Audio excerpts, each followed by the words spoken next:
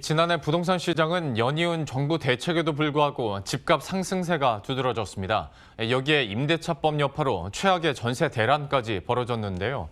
지난해 부동산 시장을 결산하고 올해 흐름을 짚어보는 특별기획 그 마지막 순서로 올해 더 뜨거워질 것으로 예상되는 청약 시장을 강은혜 기자가 보도합니다. 지난해 서울의 마지막 로또 분양으로 꼽힌 강동구의 한 아파트. 458가구 모집에 11만 7천 명이 몰리며 평균 255.5대 1의 경쟁률을 기록했습니다. 당첨되면 5억 원에 달하는 시세 차익을 기대할 수 있습니다. 이처럼 시세 대비 반값인 로또 청약을 잡기 위한 무주택자들의 청약 열기는 올해 더 뜨거워질 전망입니다. 일단 올해 청약 문턱은 낮아집니다. 이달부터 신혼부부와 생애 최초 특별공급의 소득 요건이 대폭 완화됩니다. 민간 아파트의 경우 신혼부부나 생애 최초 특별공급의 소득 요건이 도시근로자 월평균 소득의 최대 160% 이하로 완화됩니다. 특별공급 내 일반 공급 물량도 전체의 30%로 늘어나고 일반 공급은 추첨제로 진행됩니다.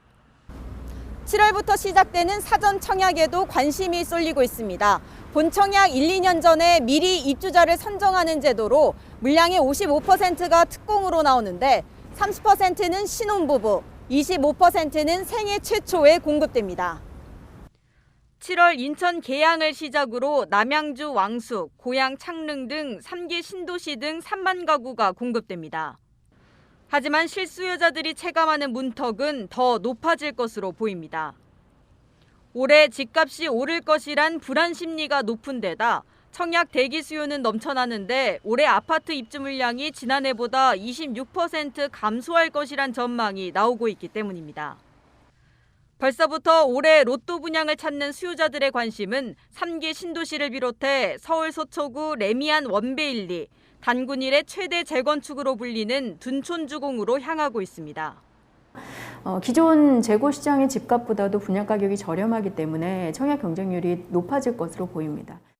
가장 청약 시장에서 좀 대표적인 투자처, 유망 투자처로 꼽히는 곳들은 이 수도권 택지를 중심으로 한 3개 신도시 사전 청약이 될 것으로 보여집니다. 우리나라 인구 절반 이상이 청약통장에 가입했고 1순위 가입자 수가 1,494만 명을 넘어선 점도 경쟁률을 높이는 데 한몫하고 있습니다. 분양가 상한제 시작되고 나서 훨씬 더 많아졌어요.